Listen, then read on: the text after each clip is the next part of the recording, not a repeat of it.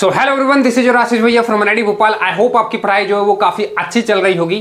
तो यार chemistry 100 out of 100 master series in organic chemistry का आज मैं पहला चैप्टर जो है वो लेके आ गया हूं। इस सीरीज का ये थर्ड चैप्टर है और इन ऑर्गेनिक का ये फर्स्ट चैप्टर होने वाला है। Classification of elements and periodicity in properties, या फिर शॉर्ट में बोलूं तो पीरियोडिक टेबल। इस चैप्टर में जितने भी कॉन्सेप्ट हैं जो जेई में आते हैं, सारे कॉन्सेप्ट जो हैं वो कवर होंगे इस लेक्चर के अंदर, इस वन शॉट के अंदर। एंड साथ ही में बिल्कुल डिटेल्ड नोट्स विद एक्सेप्शंस और ट्रिक्स के साथ आपको डिस्क्रिप्शन में मिल जाएंगे, तो आप बढ़िया से वहां से डाउनलोड कर सकते हो। और यदि आप इसको पहली बार पढ़ रहे हो तब भी समझ में आएगा। साथ ही में यदि आप रिवीजन के पर्पज से आए हो तो आपका रिवाइज हो जाएगा। यदि आप क्लास 11th में हो और नीट की प्रिपरेशन कर रहे हो तब भी आप देख सकते हो, क्योंकि सारी की सारी थ्योरी जो है वो इस चैप्टर में कवर हो रही होगी। तो चलो यार, बिना टाइम वेस्ट किए वीडियो को स्टार्ट करते हैं। अभी तक चैनल को सब्सक्राइब नहीं किया है तो कर लेना यार, क्योंकि ऐसी वीडियोस बनाने में काफ़ी मेहनत लगती है। आप नोट्स की क्वालिटी जाके देखो, आपको पता चलेगा कि कितनी ज़्यादा मेहनत लग रही है। ठीक है, तो यार सब्सक्राइब जरूर कर लेना, क्योंकि ये जो सीरीज है पूरी केमिस्ट्री खत्म करने के लिए आपका सपोर्ट जो है वो बहुत ज़्यादा जरूरी है। साथ ही में यदि आपको टॉप 75 PYQs चाहिए फिजिक्स केमिस्ट्री मैथ्स के लिए, तो उसका एक्सेस भी आप डिस्क्रिप्शन से ले सकते हो। तो चलो यार, सबसे पहले तो देख लेते हैं अपन earlier attempts to classify elements. ठीक है, earlier attempts to classify the elements. देखो यार, साइंटिस्ट का जो मेन टारगेट था वो ये था कि जितने भी एलिमेंट्स हैं उनको बढ़िया तरीके से सिस्टमेटिकली क्लासीफाई कर दिया जाए, जिससे उनकी स्टडी ईजी हो जाए। क्योंकि जितनी चीजें सिस्टमेटिकली होंगी उनको उतनी अच्छे से अपन स्टडी कर पाएंगे, समझ पाएंगे कि कौन सी प्रॉपर्टी है, कौन सा एलिमेंट कैसी प्रॉपर्टी शो करता है। तो बहुत सारे साइंटिस्ट आए और उन्होंने अटेम्प्ट्स किए, तो वही अटेम्प्ट्स अपन पढ़ लेते हैं। बहुत सरल है और यहां से क्वेश्चन कहां से आ सकते हैं वो सारी चीजें मैंने यहाँ पे लिखी हुई हैं। सबसे पहले यदि मैं डोमिनेंट राइट्स की बात करूं तो ठीक है, इन्होंने क्या किया, 3 का ग्रुप बनाया, 3 एलिमेंट्स का। जो मिडिल एलिमेंट है, मतलब फर्स्ट और थर्ड के एवरेज मास के वो बराबर था। जैसे यदि आप यहाँ पे देखोगे लिथियम, सोडियम और पोटेशियम है, तो तुम लिथियम का मास और पोटेशियम का मास जो है वो रखोगे और उसका एवरेज लोगे, मतलब डिवाइडेड बाय 2 करोगे, तो फिर आपका वो सोडियम के मास के बराबर आ जाता है। ठीक है, आपको ये पांचों जो है वो याद कर लेने हैं और होमवर्क ये है कि इनके मास निकाल के मिडिल के बराबर आपको करना है। जैसे कैल्शियम और बेरियम है, इनका जो एटॉमिक मास होगा, याद रखना एटॉमिक मास डिवाइडेड बाय 2 करना, तो वो स्ट्रोंटियम के बराबर आ जाएगा। फास्फोरस और एंटीमनी का मास डिवाइडेड बाय 2 वो आपका आर्सेनिक के बराबर आ जाएगा। ये पांचों के पांचों आप याद कर लो। ये कोई भी एक असर्शन रीजन टाइप स्टेटमेंट में क्वेश्चन आपका आ सकता है। आपका होमवर्क भी यही है कि इन सब के मास निकाल के आप डिवाइड करके देखना बराबर आता है नहीं, अप्रोक्सीमेटली आएगा, एग्जैक्ट नहीं आएगा।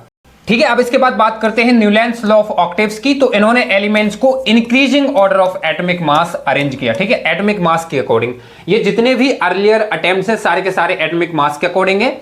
अभी मॉडल एक्सपेरिमेंट पढ़ेंगे, वहां से एटॉमिक नंबर निकलेगा, वहीं से आपका मॉडर्न पीरियोडिक लॉ जो है वो निकल के आएगा। तो देखो, इस टाइम पे नोवेल गैस डिस्कवर नहीं हुई थी और हाइड्रोजन की पोजीशन भी क्लियर नहीं थी, इसलिए यदि आप लिथियम से स्टार्ट करोगे, ठीक है, लिथियम हो जाएगा, फिर beryllium, boron, carbon, nitrogen, oxygen, fluorine, और नियॉन तो डिस्कवर हुई नहीं थी, फिर डायरेक्टली आपका सोडियम आ जाएगा। तो ये आपका पहला, दूसरा, ये तीसरा, चौथा, पांचवा, छठवां, सातवां और ये 8वां।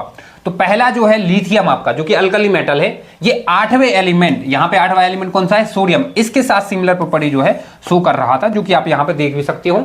सोडियम भी आपका अल्कली मेटल है और लिथियम दोनों के दोनों फर्स्ट ग्रुप में आते हैं, एस ब्लॉक एलिमेंट है। तो एग्जैक्टली यही लिखा हुआ है। ठीक है, जो 8th एलिमेंट था वो फर्स्ट एलिमेंट के साथ जो है सिमिलर प्रॉपर्टी शो कर रहा था। जैसे आपके जो म्यूजिकल जो ऑक्टेव्स होते हैं, सारे गामा पा धा नि सा, उसी तरीके से कुछ। ठीक है, इसकी यदि लिमिटेशन की बात करें तो ये सिर्फ और सिर्फ कैल्शियम तक ही दिख रहा था। कैल्शियम मतलब Z=20 तक ही ये वैलिड था, उसके बाद ऐसा कोई सिमिलरिटी जो है वो नहीं हो रही थी। तो ये सेकंड अटेम्प्ट था। इसके बाद थर्ड जो अटेम्प्ट है क्लासीफाई करने के लिए, वो था आपका Lothar Meyer's atomic volume curve. इन्होंने क्या किया था, atomic volume versus atomic mass का एक कर्व बनाया, और उस कर्व में ऐसे एलिमेंट जो कि सिमिलर प्रॉपर्टी शो करते थे वो एक पोजीशन पे आ रहे थे। यहां पे आप कर्व जो है वो देख सकते हो, जैसे कि ये आपका लिथियम है, सोडियम, पोटेशियम, रुबिडियम, ये आपके अल्कली मेटल्स हैं, तो ये बिल्कुल पीक पर आ रहे थे, सेम पोजीशन पे है, same property, same position. Similarly यदि आप यहां पे देखोगे तो ये जो असेंडिंग कर्व हैं, यहां पे आपकी हैलोजन आ रही हैं, और जो आपके यहाँ पे ये डिसेंडिंग कर्व्स हैं, यहाँ पे मैग्नीशियम, कैल्शियम, बारी, मतलब जो अल्कलाइन अर्थ मेटल्स हैं वो यहाँ पे आ रहे हैं। याद रखना, ये atomic weight versus atomic volume है। यहाँ पे जो इंपॉर्टेंट जहां से क्वेश्चंस आ सकते हैं वो ये पॉइंट्स है। ठीक है, इन पॉइंट्स को आपको याद कर लेना है बिल्कुल एज इट इज। सबसे पहले मैक्सिमा की बात करें तो मैक्सिमा पे अल्कली मेटल्स थे, लिथियम, सोडियम, पोटेशियम, रुबिडियम। जो डिसेंडिंग स्लॉप्स थे इस पे आपके अल्कलाइन अर्थ मेटल्स थे, beryllium, magnesium, calcium, strontium and barium. इसके बाद यदि असेंडिंग स्लोप्स देखोगे तो उस पर हैलोजन आए थे, और जो आपके जो मिनिमा थे वहां पे आपके ट्रांजिशन एलिमेंट्स थे। ये कर्व आप यहां पे देख सकते हो। अब इसके बाद बात करते हैं मंडलीव्स पीरियोडिक टेबल की। तो इन्होंने काफी सिस्टमैटिक जो है एलिमेंट्स का क्लासिफिकेशन किया था फर्स्ट टाइम। टोटल 63 एलिमेंट्स इस टाइम तक नॉन थे, तो इन्होंने 63 एलिमेंट्स को क्लासिफाई किया था, ठीक है। टोटल इनके 0 से लेके 8 ग्रुप थे, ठीक है, जिसमें आपका जो 8th ग्रुप है उसमें आपके 9 एलिमेंट्स थे। आप इनकी जो टेबल है मंडलीव्स टेबल वो आप देख भी सकते हो। ये आपका यहाँ पे 8वां ग्रुप है, ठीक है। यहाँ पे आप 2 कलर देखो। पहला जो कलर है, ये जो पिंक कलर आपको दिख रहा है, ये ऐसे एलिमेंट्स हैं जो कि उस टाइम पे डिस्कवर नहीं हुए थे, लेकिन इन्होंने पोजीशन जो है वो छोड़ रखी थी कि ये फ्यूचर में डिस्कवर होंगे। इन्होंने प्रिडिक्शन कर दिया था कि कोई ना कोई एलिमेंट जरूर डिस्कवर होगा और ये पोजीशन जो है वो ऑक्युपाई करेगा। और जो आपको ये ब्लू कलर में दिख रहे हैं ये उस टाइम पे नॉन थे। तो अब क्वेश्चंस कहां से आते हैं? क्वेश्चंस आते हैं यहां से, आपके एडवांटेजेस और जो मेरिट एंड डीमेरिट्स हैं यहां से। तो एक एक करके देख लेते हैं। सबसे पहले तो सिस्टमैटिक स्टडी की थी एटॉमिक मास के अकॉर्डिंग। दूसरी जो चीज है वो यही है कि इन्होंने गैप्स छोड़ दिए थे जिससे आपके जो फ्यूचर एलिमेंट्स हैं वो डिस्कवर होंगे और इन्हीं पोजीशंस पे आएंगे। वो कौन कौन से हैं आप याद कर लेना। सबसे पहले इन्होंने नाम दिया था एका बोरोन, बाद में जो है इस पोजीशन पे स्कैंडियम आया था, फिर एका एल्यूमिनियम, यहाँ पे फिर आपका गैलियम आया था। आप यहाँ पे देख भी सकते हो, ये आपका स्कैंडियम है, गैलियम है, जर्मेनियम हो गया आपका, ठीक है। तो ये आपके बाद में डिस्कवर हुए और उसी पोजीशन पे आए। एका सिलिकॉन जर्मेनियम हो गया और एका मैग्नीज जो है वो आपका टेक्टेनियम हो गया, ठीक है, ये याद कर लेना। इसके बाद तीसरे पॉइंट की यदि बात करें तो करेक्शन ऑफ एटॉमिक मासेस। उस टाइम पे जो डाउटफुल मासेस थे वो भी इन्होंने करेक्ट किए, क्योंकि अब सिंस क्लासिफिकेशन हो रहा है तो मास का प्रेडिक्शन किया जा सकता है। तो जैसे डाउटफुल मासेस में आपका बेरिलियम हो गया, एयू हो गया, प्लेटिनम हो गया, आपका यूरेनियम हो गया, इनके मासेस करेक्ट किए थे। और उन्होंने बेरिलियम की वैलेंसी जो है वो करेक्ट की थी। पहले 3 थी, फिर फाइनली इन्होंने बताया था कि 2 होनी चाहिए, ठीक है। डीमेरिट्स की बात करें तो पोजीशन ऑफ हाइड्रोजन जो है वो डेफिनेटली आपकी अल्कली मेटल जैसी भी शो होती है और आपकी हैलोजन जैसे भी शो हो रही है, ठीक है। और ये अभी मॉडर्न पीरियोडिक टेबल में भी इसकी पोजीशन डिफाइन नहीं है। तो ये आपका पहला डीमेरिट हो गया। दूसरी जो चीज है, इसमें आइसोटोप्स की पोजीशन जो है वो डेफिनेटली क्लासिफाई नहीं हो पाएगी, क्योंकि एटॉमिक मास के अकॉर्डिंग यदि रखोगे तो फिर आइसोटोप्स जो है वो कैसे आएंगे। और कुछ एनामोलस पेयर भी जो है वो बना दिए थे। जैसे यदि आप एटॉमिक मास के अकॉर्डिंग रख रहे हो, ठीक है, तो यहां पे आप ध्यान से देखो, पोटेशियम और आपका जो ऑर्गन है, ठीक है, आपका जो पोटेशियम है यहां पे ये और ऑर्गन है। पोटेशियम को इनने आगे रखा है, ऑर्गन को पीछे रखा है, लेकिन मास तो ऑर्गन का ज्यादा है, तो ऑर्गन इधर होना चाहिए, पोटेशियम इधर होना चाहिए। तो ये चीज यहां पे गलत है। तो ये पेयर भी आपको याद करने हैं, ठीक है, ऑर्गन और पोटेशियम। एक आपका हो गया कोबाल्ट हो गया, निकेल हो गया, वो भी आप यहां पे देख सकते हो, कोबाल्ट और निकेल, ठीक है। यहां पे देखो ये निकेल जो है ये इन्होंने आगे रखा है, कोबाल्ट को पीछे रखा है, लेकिन कोबाल्ट का मास ज्यादा होता है तो कोबाल्ट आगे आना चाहिए और निकेल जो है वो पीछे आना चाहिए, ठीक है। सिमिलरली आप इनको बिल्कुल याद कर लेना, असर रीजन में ये बिल्कुल आ सकते हैं। इसके बाद यदि चौथा डीमेरिट देखोगे तो लाइक एलिमेंट्स जो है उनको सेपरेट कर दिया था। जिनकी प्रॉपर्टीज केमिकली सिमिलर थी उनको अलग अलग कर दिया। जैसे प्लेटिनम जो है इसको उन्होंने 8th ग्रुप में रख दिया, और जो गोल्ड था एयू इसको उन्होंने IV ग्रुप में रख दिया। जैसे कि आप यहां पे देख भी सकते हो, ये रहा आपका एयू और ये रहा आपका प्लेटिनम। ये अलग अलग है लेकिन इनकी प्रॉपर्टी सेम होती है, तो ये बिल्कुल आपके सेम ग्रुप में होना चाहिए। यहां पे यदि आप और देखोगे तो जो अनलाइक एलिमेंट्स थे उनको इन्होंने साथ में रख दिया था। जैसे आपके जो क्वाइनेज मेटल्स होते हैं, कॉपर हो गया, Ag हो गए, Au हो गया, इन्होंने अल्कली मेटल के साथ रख दिए। आप यहां पे देखो, ये रहे आपके अल्कली मेटल्स और यहां पे इन्होंने Au जो है इसको साथ रख दिया, Ag भी यहां पे रख दिया। ये गलत है, ठीक है, ये अलग अलग होने चाहिए थे। तो ये डीमेरिट्स थे, यहां से क्वेश्चन आ सकते हैं, आपको याद होने चाहिए। अब इसके बाद बात करते हैं मोजले एक्सपेरिमेंट की। ये काफी ज्यादा इंपॉर्टेंट है क्योंकि यहीं से आपका मॉडर्न पीरियोडिक लॉ जो है वो निकल के आया। इन्होंने सिंपली एक एक्सपेरिमेंट किया। इन्होंने एंटी कैथोड पर, मतलब एनोड पर डिफरेंट मेटल्स लिए, ठीक है, डिफरेंट मेटल्स से जो एक्सरेज निकल रही थी उन एक्सरेज की फ्रीक्वेंसी मेजर की और फिर इन्होंने ग्राफ बनाया। ग्राफ कैसे बनाया? इन्होंने जो मेटल था उसका एटॉमिक नंबर एक्स एक्सिस पे रखा और यहां पे इन्होंने फ्रीक्वेंसी का अंडर रूट रखा, ठीक है, रूट ऑफ फ्रीक्वेंसी। और जब ये ग्राफ बनाया तो ये आपका स्ट्रेट लाइन निकल के आ रहा था कुछ इस तरीके से, ठीक है। और फिर इन्होंने फाइनली एक फॉर्मूला भी दिया था। ये आपका फॉर्मूला है कि जो आपका under root frequency of x ray जो कि मेटल से निकल रही थी इक्वल्स टू होता है A × Z - B, जहां पे जो Z है वो आपका एटॉमिक नंबर ऑफ मेटल है जो कि एंटी कैथोड पे लिया था, और A और जो B है यहां पे ये आपके कांस्टेंट हो जाते हैं दोनों, ठीक है। तो यहां से फिर इन्होंने मॉडर्न पीरियोडिक लॉ दिया था, वो यही था कि जो फिजिकल और जो केमिकल प्रॉपर्टीज ऑफ एलिमेंट्स हैं वो function of their atomic number है। अभी तक जितने भी अपन ने अटेम्प्ट्स पढ़े हैं सारे क्लासिफिकेशन एटॉमिक मास के अकॉर्डिंग हुए थे, लेकिन इस एक्सपेरिमेंट के बाद सारी चीजें चेंज हो गई, क्योंकि ये निकल के आया कि नहीं, अरेंज करो और एटॉमिक नंबर के अकॉर्डिंग क्लासीफाई करो तो ज्यादा बेटर रहेगा। और उसके बाद फिर अपनी मॉडर्न पीरियोडिक टेबल जो है वो निकल के आई थी, क्योंकि अब एटॉमिक नंबर के अकॉर्डिंग जो है वो अरेंज हुआ, मॉडर्न पीरियोडिक लॉ जो है वो आ चुका था। तो ये रही आपकी मॉडर्न पीरियोडिक टेबल। यदि जेई में अच्छी रैंक चाहिए है तो पूरी की पूरी जो मॉडर्न पीरियोडिक टेबल है वो टिप्स पर होना चाहिए। याद करना तो बिल्कुल फंडामेंटल है, अभी मैं बहुत सारी इंपॉर्टेंट चीजें बता रहा हूं वो बिल्कुल टिप्स पर होना चाहिए। सबसे पहली चीज तो देखो, इसमें आपके जो टोटल ग्रुप्स हैं, मतलब जो वर्टिकल कॉलम्स आप देख रहे हो ये आपके टोटल 18 है, और जो आपके हॉरिजॉन्टल रो है ये आपके टोटल 7 है। आप देख सकते हो, इनको पीरियड्स बोलते हैं और ये 18 आपके ग्रुप हो जाते हैं। पहले इसको थोड़ा सा याद कर लेते हैं निमोनिक से। ये आपका एस ब्लॉक है। एस ब्लॉक को कैसे याद करोगे? है लीना की रव से फरियाद, ठीक है। सेकंड ग्रुप कैसे करोगे? बेटा मांगे कार स्कूटर बाप राजी, इस तरीके से करोगे। ये आपका यहां पे पी ब्लॉक है, ठीक है, ये आपका पी ब्लॉक है। इसको कैसे आप याद करोगे? बैगन आलू गाजर इन थैला, काशी गए संत प्रभु, नेपाल पाकिस्तान ऑस्ट्रेलिया सब भिखारी, ठीक है, उस स्टाइल से टीपो, फिर कल बाजार आई आंटी, है ने हर के 0 रन। ये आपकी नॉवल गैसेस हैं। इसके बाद ये जो आप देख रहे हो ये आपके टोटल डी ब्लॉक एलिमेंट्स हैं और ये आपके एफ ब्लॉक एलिमेंट्स हैं। ये जो सीरीज है इसको अपन बोलते हैं 3D सीरीज। अब 3D सीरीज क्यों बोलते हैं इसको? 3D सीरीज क्यों बोलते हैं? क्योंकि आपके जो इलेक्ट्रॉन है वो 3D सीरीज में फिल हो रहे हैं, ठीक है। इसको 4D सीरीज बोलते हैं। क्यों बोलते हैं? क्योंकि इलेक्ट्रॉन्स जो है, जो आपके लास्ट इलेक्ट्रॉन्स होते हैं वो 4D सीरीज में फिल होना चालू होते हैं। यहां से आपके 3D1, 3D2, 3D3, 3D4 से लेकर 3D10 तक जाएंगे, मतलब 10 एलिमेंट होंगे।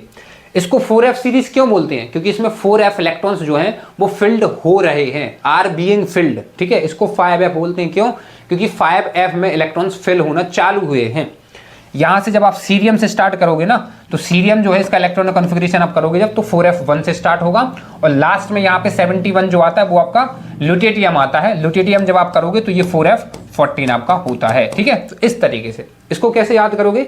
साइंस टीचर विनीता कृपलानी, मत फेंको नहीं कुट जाओ, कुछ इस तरीके से। यारा जरा निभाना, मौत तक रुकावट, राह पड़े आग में कूद जाना, ठीक है। ला हफ्ता वरना रह उस इरिटेटिंग पोपट के पास, ठीक है। तो इस तरीके से आप याद कर सकते हो। एफ ब्लॉक की भी निमोनिक आपको यूट्यूब पर मिल जाएंगी, तो वहां से आप याद कर सकते हो, ठीक है। यहाँ पे ये आपके अल्कली मेटल्स हैं, ये आपके अल्कलाइन अर्थ मेटल्स हैं, ठीक है। ये आपके ट्रांजिशन एलिमेंट्स हैं। यहाँ पे ये जो आप देख रहे हो, यहाँ पे सिलिकॉन हो गया, जर्मेनियम, आर्सेनिक हो गया, एंटीमनी हो गया, ये आपके टेलियम, पोलेरियम, ये आपके मेटलॉइड्स हैं। और मेटलॉइड्स के सारे ये जो ऊपर हैं ये आपके गैसेस हैं। यहाँ पे आपकी नॉवल गैसेस जो है वो प्लेस्ड है, यहाँ पे आप देख भी सकते हो, ठीक है।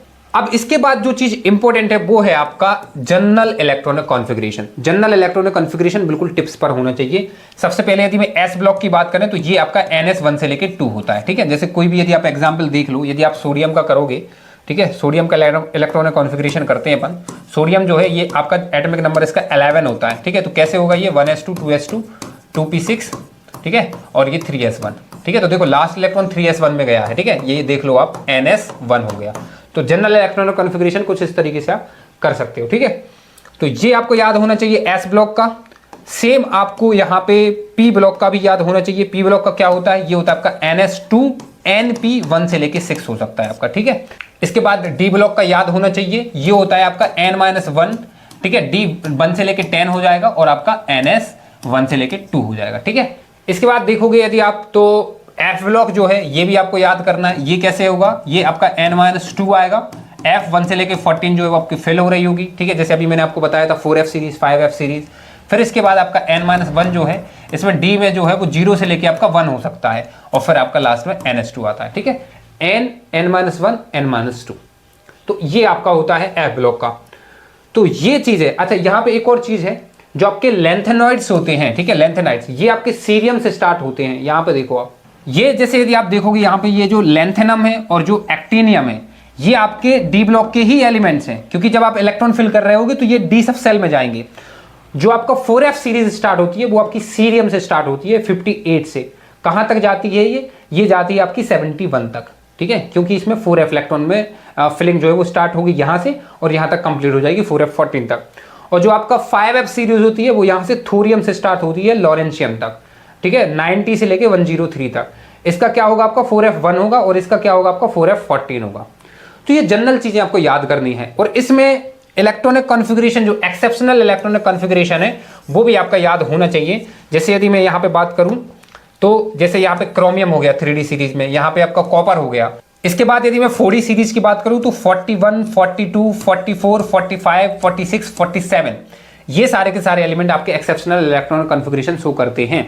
तो लिख लिख के आप इनको देख लेना और ये याद होना चाहिए। गूगल पे सारे इलेक्ट्रॉनिक कॉन्फ़िगरेशन जो एक्सेप्शनल है उनको आप देख लो और याद कर लो, ठीक है, बहुत इंपॉर्टेंट चीज है। अच्छा, इसके बाद एक और छोटा सा टॉपिक है nomenclature of elements with atomic number greater than 100। तो ये बहुत ज्यादा सिंपल है, आप नोट से भी समझ सकते हो, ठीक है। तो रूट्स जो होती हैं वो आपकी ये होती हैं, 0, 1, 2, 3 के लिए क्या क्या बोलते हैं वो यहाँ पे लिखा हुआ है। और इसमें जो सफिक्स लगाते हैं वो लगाते हैं अपन IUM, ठीक है, ये आपका सफिक्स लग जाता है। एक एग्जाम्पल के साथ समझ लो, जैसे नोमेनक्लेचर यदि आपको करना है 101, तो 1 को अपन क्या लिखेंगे, यहाँ से आप उठा लेना, 1 को लिखोगे UN, ठीक है, फिर 0 को क्या लिखोगे, निल, ठीक है, फिर इसके बाद 1 है तो 1 को यहाँ पे क्या लिखोगे, UN, ठीक है, और लास्ट में सफिक्स क्या लगा देंगे, IUM। तो ये आपका नोमेनक्लेचर हो गया। जैसे एक और एग्जांपल यदि देखना है तो 118 देख लो आप, इसको अगेन आप 1 को क्या लिखोगे, UN, फिर 1 को क्या लिखोगे, UN, और फिर 8 को आप यहाँ पे देख सकते हो अपन ऑक्ट लिखेंगे, ठीक है। तो ऑक्ट जो है ये आ जाएगा और लास्ट में IUM लग जाएगा। तो ये आपका नोमेनक्लेचर को जिस तरीके से बहुत सिंपल है कि अब अपन पढ़ने जा रहे हैं पीरियोडिक प्रॉपर्टीज। जितने भी एक्सेप्शन है वो मैं कवर करूंगा सारे, और यहीं से क्वेश्चन आएंगे, इससे बाहर क्वेश्चन नहीं आने वाले हैं। यदि आपको जो लेक्चर है वो हेल्पफुल लग रहा है तो सब्सक्राइब जरूर कर देना। तो सबसे पहले जो है वो अपन बात कर लेते हैं शील्डिंग या फिर स्क्रीनिंग इफेक्ट की और इफेक्टिव न्यूक्लियर चार्ज की। इसको समझना बहुत ज्यादा सिंपल है। देखो मेरे भाई, तुम्हें पता है जो यहाँ पे आपका जो न्यूक्लियस होता है, यहाँ पे आपके प्रोटॉन्स हैं जो कि पॉजिटिवली चार्ज्ड हैं, और इलेक्ट्रॉन्स जो है वो इसके चारों तरफ चक्कर्स लगा रहे हैं जो कि आपके नेगेटिवली चार्ज हैं, ठीक है। इलेक्ट्रॉन जो है वो आपके नेगेटिवली चार्ज हैं। तो ये पहली ऑर्बिट में मान के चल रहा हूं, एक और आप ऑर्बिट ले लो यहाँ पे बाहर, ठीक है। यहाँ पे मैं 8 इलेक्ट्रॉन्स आपके होते हैं, ठीक है। तो मैंने यहाँ पे 2 इलेक्ट्रॉन बना दिए हैं, बाकी 8 इलेक्ट्रॉन यहाँ पे आपके हैं, और ये इनर में आपके यहाँ पे 2 होते हैं, ठीक है। अब समझो, ये पॉजिटिव चार्ज है, ये नेगेटिव चार्ज है, दोनों के बीच में अट्रैक्शन होगा, इलेक्ट्रोस्टैटिक्स फोर्स लगेगा, बिल्कुल बेसिक है, फंडामेंटल है। इसके बीच में भी इस इलेक्ट्रॉन और इस पॉजिटिव चार्ज के बीच में अट्रैक्शन लगेगा, ठीक है, क्योंकि एक पॉजिटिव है एक नेगेटिव है। तो मतलब ये पॉजिटिव चार्ज इस इलेक्ट्रॉन को पास में बुलाना चाह रहा है, लेकिन ये इलेक्ट्रॉन जो इनर सेल में बैठा हुआ है इस इलेक्ट्रॉन को रिपल करेगा और दूर करना चाहेगा, ठीक है। ये फोर्स लगाएगा अपोजिट और ये फोर्स लगाएगा अट्रैक्शन वाला। ये रिपल्सिव फोर्स है, ये अट्रैक्टिव फोर्स है। तो कहीं ना कहीं इफेक्ट थोड़ा बहुत तो कम होगा, इसका इफेक्ट कम होगा क्योंकि इसके इफेक्ट को अपन सब्सट्रैक्ट कर देंगे, बस यही है। तो इसके जो इफेक्ट है यहाँ पे अपन जो न्यूक्लियर इफेक्टिव जो जेड इफेक्टिव जो निकालते हैं वो कैसे निकालते हैं, जेड इफेक्टिव वो आपका यहाँ पे जो नंबर ऑफ प्रोटॉन, या आप जेड बोल दो यहाँ पे, ठीक है, एटॉमिक नंबर रखेंगे माइनस सिग्मा करेंगे। ये सिग्मा क्या है, जितना इफेक्ट यहाँ पे कैंसिल हुआ है इनर इलेक्ट्रॉन्स की वजह से, बहुत सिंपल है, ठीक है। इनर इलेक्ट्रॉन्स जो इसको रिपल कर रहे हैं उसकी वजह से जो इफेक्ट कैंसिल हुआ है वो सब्सट्रैक्ट कर देंगे तो जेड इफेक्टिव निकल जाएगा। तो अभी अपन सेलेटर रूल पढ़ेंगे, सेलेटर रूल में सिग्मा निकाल लेंगे और सिग्मा को सब्सट्रैक्ट कर देंगे तो जेड इफेक्टिव निकल आएगा। तो जेड इफेक्टिव आपका जो होता है वो जेड माइनस सिग्मा होता है, ठीक है। जो सिग्मा है इसको अपन शील्डिंग कांस्टेंट भी बोलते हैं, और अभी सेलेटर रूल से इसको कैलकुलेट करेंगे। अच्छा, ये चीजें इंपॉर्टेंट है, थोड़ा समझ लो। ऑर्डर ऑफ पेनिट्रेशन जो होता है, ठीक है, पेनिट्रेशन का मतलब होता है कि न्यूक्लियस को अप्रोच करना, ठीक है। तो जो s ऑर्बिटल है इसका ज्यादा होता है, फिर p, फिर d, फिर f, ये आप याद कर लो, ठीक है। s का ज्यादा, फिर p, फिर d, फिर f आता है। और यदि शील्डिंग एबिलिटी की बात करें, ठीक है, तो शील्डिंग एबिलिटी जो होती है वो s की ज्यादा होती है, फिर आपकी p की होती है, फिर आपकी d की होती है, ठीक है। ये मैं नोट्स में सही कर दूंगा, क्यों, क्योंकि s जो होता है वो न्यूक्लियस के सबसे ज्यादा पास है, सबसे ज्यादा डेंस है, और s सबसे ज्यादा उसमें जो इलेक्ट्रॉन्स होते हैं वो कंसंट्रेटेड होते हैं। इसके बाद ऑर्डर ऑफ स्टेबिलिटी की बात करें तो पहले s आएगा, फिर p आएगा, फिर d आएगा, फिर f आएगा, क्योंकि जो इलेक्ट्रॉन होता है वो उसमें ज्यादा स्टेबल होता है, जिसकी पेनिट्रेटिंग पावर जो है वो ज्यादा होती है। क्योंकि पेनिट्रेटिंग पावर का मतलब क्या है, न्यूक्लियस के ज्यादा पास। तो इलेक्ट्रॉन रहना ही चाहता है न्यूक्लियस के ज्यादा पास, क्योंकि न्यूक्लियस के अंदर है पॉजिटिव चार्ज और इलेक्ट्रॉन पर है नेगेटिव चार्ज। तो दोनों के दोनों बीच में अट्रैक्टिव फोर्स है, तो वो न्यूक्लियस के पास रहना चाह रहा है। तो s ब्लॉक जो है उसकी शील्डिंग एबिलिटी भी ज्यादा होती है और s ब्लॉक में इलेक्ट्रॉन ज्यादा स्टेबल होता है। चलो, तो अब इसके बाद अपन बात कर लेते हैं स्लैटर्स रूल की, ठीक है। स्लैटर रूल से अपन क्यों पढ़ रहे हैं, क्योंकि अपन को निकालना है सिग्मा। सिग्मा यदि निकल आएगा तो जेड इफेक्टिव अपन बहुत आराम से निकाल सकते हैं, क्योंकि जेड इफेक्टिव जो होता है वो आपका होता है जेड माइनस सिग्मा। तो सिग्मा बस कैलकुलेट करना है, जेड तो पता ही होता है, सब्सट्रैक्ट करके जेड इफेक्टिव निकाल देंगे। तो सिग्मा निकालने के लिए सबसे पहला जो केस 1 होता है, अभी एग्जाम्पल से मैं बहुत अच्छे से समझा दूंगा। यदि आपका जो इलेक्ट्रॉन है वो आपका NS और NP यदि सेल में आता है, NS NP सेल में, तो उसमें क्या होता है, जो हायर सेल्स होती हैं उनका कंट्रीब्यूशन 0 होता है। आप एक चीज समझ भी सकते हो कि यदि इलेक्ट्रॉन आपका यहां पे है, ठीक है, ये यदि आपका इलेक्ट्रॉन है यहां पर, इलेक्ट्रॉन यहां पर है, तो इसके बाहर कोई भी सेल हो वो उसको रिपल्सन करेगी नहीं अंदर से, क्योंकि जो इनर इलेक्ट्रॉन्स हैं वही सिर्फ रिपल्सन करेंगे, बाहर वाले तो इसको अंदर ही करेंगे। यदि बाहर कोई इलेक्ट्रॉन है तो ये उसको अंदर की तरफ ही करेगा, तो वो जेड इफेक्टिव को कहीं ना कहीं थोड़ा सा इंक्रीज करने का काम कर रहा है। जो इनर इलेक्ट्रॉन्स हैं यही रिपल करने की कोशिश कर रहे हैं, ठीक है। तो सिर्फ इनर इलेक्ट्रॉन का ही कंट्रीब्यूशन होगा, जो आपके आउटर हैं, जो आउटर वाले हैं हायर सेल्स में, उनका तो 0 कंट्रीब्यूशन होगा। तो यहाँ पे वही सेम चीज लिखी हुई है। इसके बाद जो सेम सेल होता है उसमें 0.35 होता है, और जो n-1 है उसका 0.85 होता है, और जो n-2 या फिर d पर है उसका 1 होता है। इसको समझ लेते हैं एग्जाम्पल से। एग्जाम्पल देखते हैं, find Z effective of last electron of chlorine, ठीक है। ठीक है, तो इसको एग्जाम्पल के साथ समझ लेते हैं। सबसे पहले तो क्लोरीन जो है इसका एटॉमिक नंबर होता है 17। इलेक्ट्रॉनिक कॉन्फ़िगरेशन कर लो स्टेप नंबर 1। तो इलेक्ट्रॉनिक कॉन्फ़िगरेशन क्या होगा आपका, 1s2 2s2 2p6 3s2 और 3p5 हो जाएगा, ठीक है। 5 2 7 6 13 और 4 17 हुए, ठीक है। इसके बाद आपको ग्रुपिंग करनी है, ठीक है। ग्रुपिंग कैसे करनी है, सेम प्रिंसिपल क्वांटम नंबर जो है उसके अकॉर्डिंग। जैसे यहाँ पे 3 है, यहाँ पे 3 है, तो ये आपके सेम ग्रुप में आएंगे। इसके बाद ये 2 2 है यहाँ पे, ये आपके सेम ग्रुप में आएंगे, और 1 तो अकेला है तो ये आ जाएगा। यहाँ पे नंबर ऑफ इलेक्ट्रॉन कितने हैं, 7। यहाँ पे कितने हैं, यहाँ पे 8 है, और यहाँ पे कितने हैं, 1, ठीक है। ये ध्यान से देखो, यदि आप करोगे यहाँ पे इलेक्ट्रॉनिक कॉन्फ़िगरेशन जब किया है, तो लास्ट इलेक्ट्रॉन जो है वो तो आपका 3p5 में आया हुआ है, मतलब n जो है वो आपका ये हो जाएगा, क्योंकि लास्ट इलेक्ट्रॉन जहां पे जाएगा अपन को क्या करना है, यहाँ पे कैलकुलेट करना है Z effective of last electron of chlorine. तो लास्ट इलेक्ट्रॉन जो है वो तो 3 में ही जा रहा है ना, ठीक है। तो लास्ट इलेक्ट्रॉन यदि 3 में जा रहा है तो ये आपका n है, तो ऑब्वियसली ये फिर n-1 ये n-2 हो जाएगा। बस इतना सा काम है। अब देखो लास्ट इलेक्ट्रॉन का निकालना है, तो यहाँ पे आपके कितने इलेक्ट्रॉन हैं, यहाँ पे आपके 6 हैं, क्योंकि एक का तो निकालना ही है तो वो कंसीडर नहीं करेंगे। मल्टीप्लाई बाय कंट्रीब्यूशन देख लो, यहाँ पे कितना है 0.35, ठीक है। तो यहाँ पे 0.35 कर देना, ठीक है। प्लस n-1 में आपके 8 हैं, कंट्रीब्यूशन कितना है 0.85, और n-2 में आपका 1 है, कंट्रीब्यूशन कितना होगा 1। बस ये आपका सिग्मा हो गया। तो जब आप इसको कैलकुलेट करोगे तो जो सिग्मा आपका निकल के आएगा वो 10.9 आएगा। तो आपका जो जेड इफेक्टिव है, जेड इफेक्टिव कैसे निकल के आ जाएगा, 17 जो कि एटॉमिक नंबर है माइनस 10.9 कर देंगे तो ये 6.1 निकल के आ जाएगा। इसके बाद यदि मैं केस 2 की बात करूं, तो केस 2 में बस इतना डिफरेंस है, सब कुछ सेम है। हायर सेल का कंट्रीब्यूशन 0 है, ठीक है। इसमें जो डिफरेंस है वो सिर्फ इतना है कि यहाँ पे n-1 का कंट्रीब्यूशन 0.85 था, यहाँ पे n-1 n-2 n-3 या फिर कितना ही आप डीपर चले जाओ उसका कंट्रीब्यूशन केवल 1 रहेगा। बस जैसे इन्होंने बोला है Z effective of 23rd electron of iron, तो आपको क्या करना है, पहले आयरन का इलेक्ट्रॉनिक कॉन्फ़िगरेशन करो, ठीक है। 1s2 2s2 2p6 3s2 3p6, फिर आपका 4s2 आता, फिर आपका 3d आता, राइट। लेकिन मैंने क्या बोला है, सेम प्रिंसिपल क्वांटम नंबर के अकॉर्डिंग जो है आप ग्रुपिंग कर लो। जैसे 4 का अलग कर लो, 3 का अलग कर लो, और 2 वाले का अलग कर लो, 1 का अलग कर लो, ठीक है। ये नॉर्मल कॉन्फ़िगरेशन नहीं है, इन्होंने क्या कर दिया है, सेम प्रिंसिपल क्वांटम नंबर्स को ग्रुप में बना दिया है, ठीक है। वैसे तो नॉर्मल में देखोगे तो 4s आगे आना चाहिए, 3d इस तरफ आना चाहिए, लेकिन 3 वालों को सेम कर दिया। फिर यहाँ पे 2 इलेक्ट्रॉन, यहाँ पे 14, यहाँ पे 8, यहाँ पे 2। अब इंपॉर्टेंट चीज ये है कि 23rd इलेक्ट्रॉन जो है वो आयरन का कहाँ पे आएगा। तो देखो आयरन में 26 होते हैं, यदि 23rd यदि आप देखोगे तो वो आपका जो n नंबर 3 है उसमें आएगा, ठीक है। तो n आपका ये हो जाएगा, ये n-1 है, ये n-2 है, बस हो गया काम आपका। ये आपका जो 2 है इसको तो 0 से मल्टीप्लाई करेंगे क्योंकि हायर सेल का कंट्रीब्यूशन 0 है। इसके बाद यदि आप सेम सबसेल की बात करो, ठीक है, तो उसका कंट्रीब्यूशन 0.35 होता है, तो 13 मल्टीप्लाई 0.35 कर दिया, क्योंकि इसमें 14 थे लेकिन एक इलेक्ट्रॉन उसके लिए निकाल रहे हैं तो वो कंसीडर नहीं करेंगे। प्लस जितने भी इनर है उसका कंट्रीब्यूशन 1 होता है, तो 8 और 2 10 हो जाएंगे। तो यहाँ पे कंट्रीब्यूशन 1 है तो 1 से मल्टीप्लाई कर दिया। इसको कैलकुलेट करोगे तो ये 14.55 आएगा। 26 एटॉमिक नंबर होता है तो उससे सब्सट्रैक्ट करोगे तो 11.45 जो है इसका जेड इफेक्टिव निकल के आ जाएगा। अब इसके बाद यदि जेड इफेक्टिव के ट्रेंड की बात करें तो वो समझना भी बहुत आसान है।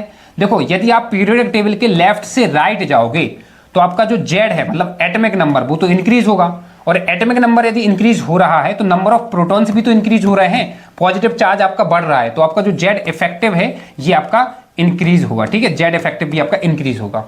लेकिन यदि आप टॉप टू बॉटम जाओगे तो आपकी साइज बढ़ रही है, आपका जो एन है वो आपके बढ़ रहे हैं, और एन बढ़ रहे हैं तो इनर इलेक्ट्रॉन्स भी बढ़ रहे हैं, और कहीं ना कहीं आपका जो सिग्मा है वो बढ़ेगा, साइज बढ़ेगा, सिग्मा बढ़ेगा, तो आपका जो जेड इफेक्टिव है वो डिक्रीज होगा टॉप टू बॉटम। इसके बाद यदि जेड इफेक्टिव डिफरेंट आयंस की यदि आप बात करो तो जो जेड इफेक्टिव होता है ये पॉजिटिव चार्ज के डायरेक्टली प्रोपोर्शनल होता है, और जो नेगेटिव चार्ज है इसके इनवर्सली प्रोपोर्शनल होता है, क्योंकि नेगेटिव चार्ज बढ़ेगा, इलेक्ट्रॉन्स का रिपल्सन बढ़ेगा, सिग्मा बढ़ेगा। पॉजिटिव चार्ज के लिए इलेक्ट्रॉन्स बाहर जाएंगे, सिग्मा कम होगा, इसलिए पॉजिटिव चार्ज के लिए आपका बढ़ रहा है। और यदि आइसो इलेक्ट्रॉनिक स्पीसीज की बात करें तो सिंपल है, यदि जेड इंक्रीज होगा तो जेड इफेक्टिव जो है वो इंक्रीज होगा। तो यहाँ पे वही है आपका, ये देखो, ये आपका बेरिलियम है, ये बोरॉन है, ये लिथियम है, ये आपका हाइड्रोजन है, इस तरफ जाने पे जेड जो है वो बढ़ रहा है, इसका मतलब है जेड इफेक्टिव इंक्रीज होगा।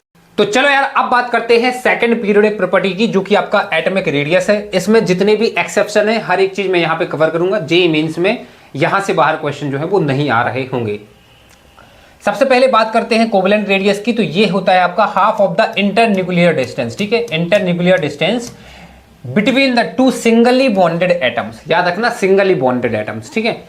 जैसे यदि मैं होमो एटमिक मॉलिक्यूल्स की बात करूं तो जैसे आपका H2 हो गया, O2 हो गया, और दूसरा जो केस बनेगा वो हेटेरो एटमिक मॉलिक्यूल्स के लिए बनेगा।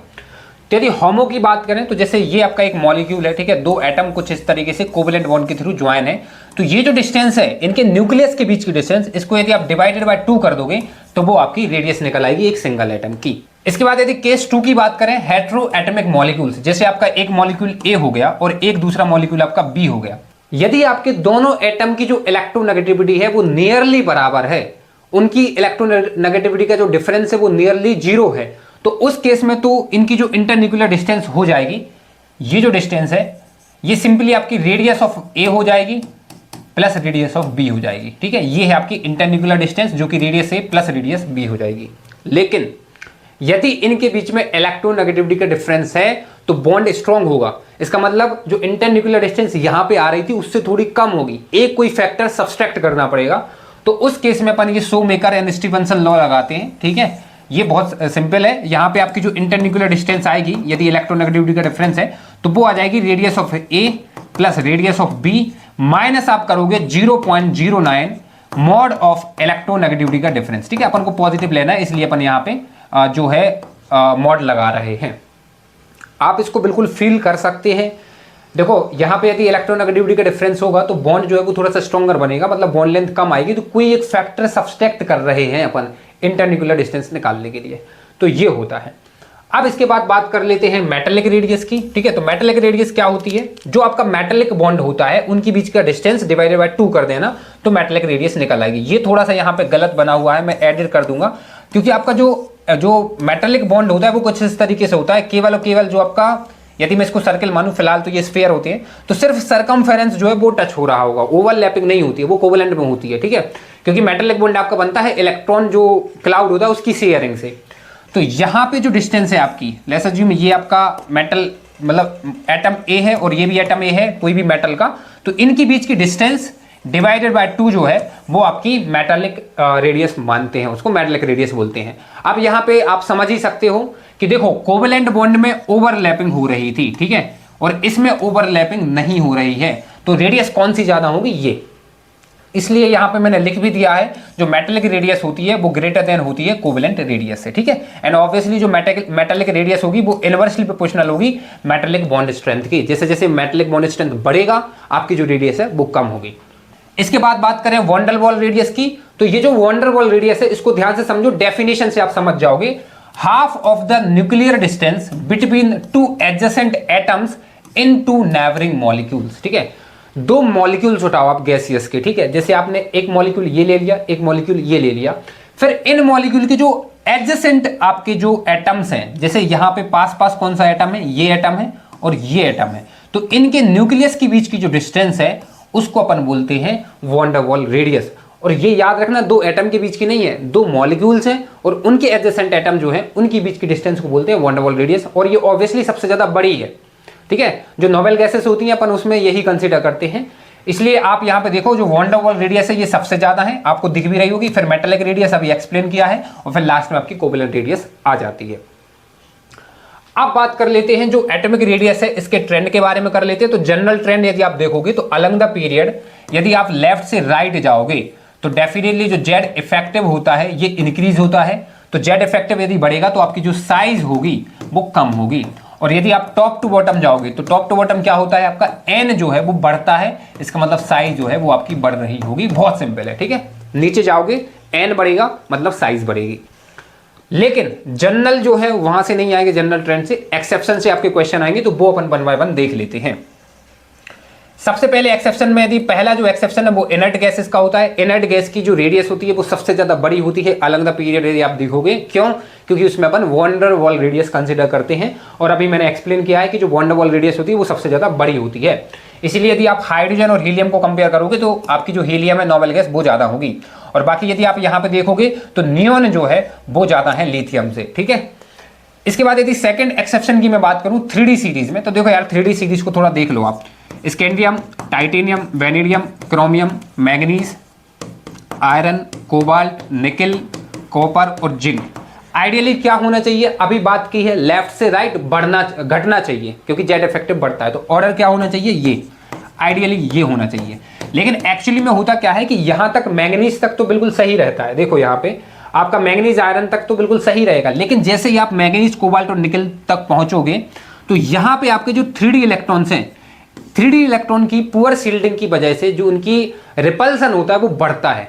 और जब रिपल्सन बढ़ेगा इलेक्ट्रॉन में, यहां पे 3D में अब ज्यादा इलेक्ट्रॉन्स आ गए ना, तो रिपल्सन होगा, उसकी वजह से साइज बढ़ जाती है, ठीक है, याद रखना।